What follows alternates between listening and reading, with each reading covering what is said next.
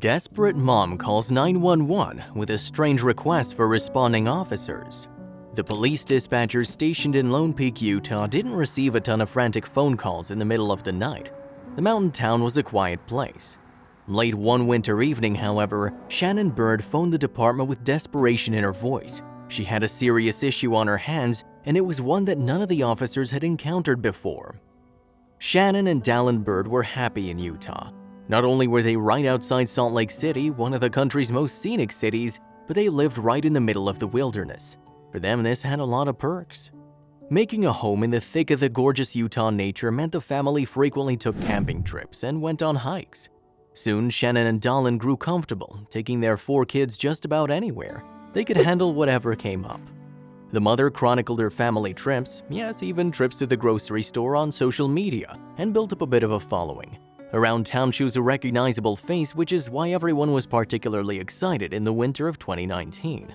The happy couple welcomed a 5th addition to the family. Their daughter London soon stole the show on Shannon's Instagram, and the mother of 5 now had an even bigger reason to flaunt her happy family.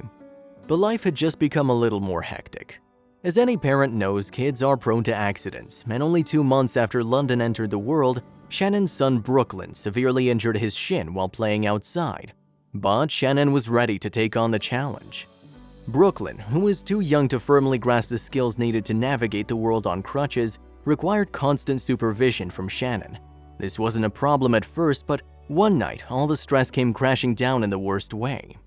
Dallin was away on business in Las Vegas, which meant Shannon was left to her own devices with 5 kids.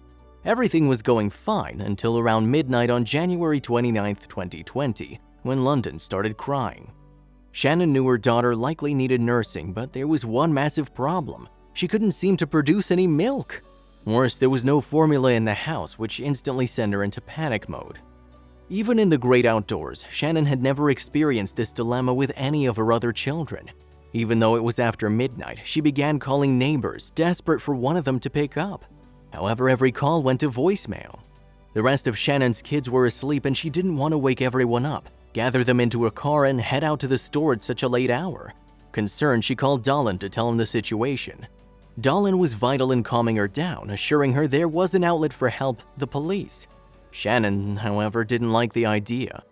Police didn't do grocery store runs in the middle of the night. He urged her to call anyway. So Shannon was nervous the dispatcher she spoke with would shame her for calling 911 about a lack of milk in her home. However, she was greeted with an understanding voice who assured her they'd send help. I've never been in this predicament ever. Like, my milk literally just dried out. I have no formula, and I have no idea how I can get formula to her. The officers on duty at the time came up with a game plan. They needed to get Shannon's child milk, and the correct kind, as soon as possible, so they contacted an officer named Brett Wagstaff. Over the course of his career, Wagstaff saw his fair share of odd requests, but this was the first time he heard of a mother in need of milk. He had a young daughter of his own, so he knew exactly where to go. With a quick trip inside a convenience store, he bought a gallon of milk and headed straight to Shannon's home. The mother was ecstatic to see him, but soon her enthusiasm drained a little. The milk he'd picked up was too harsh to give to an infant.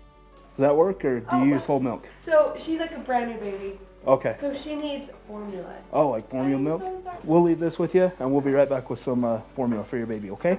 Determined to do his duty, Wagstaff left the milk with the mother and drove straight to Walmart, which miraculously was still open. This time, armed with more proper information, he picked out another formula to bring to Shannon. When he finally returned, he assured Shannon of his purchase. That's the same stuff we gave my daughter when she was first born, so hopefully it doesn't upset her stomach or anything. Shannon breathed a huge sigh of relief as London drank the formula. It was a night neither she or the police department will ever forget. From that point forward, Shannon kept a stockpile of formula on hand, just in case. It's always nerve-wracking on both ends for parents and police officers when an incident with a young child occurs. Luckily, police are prepared to handle any situation thrown their way, no matter how stressful it is.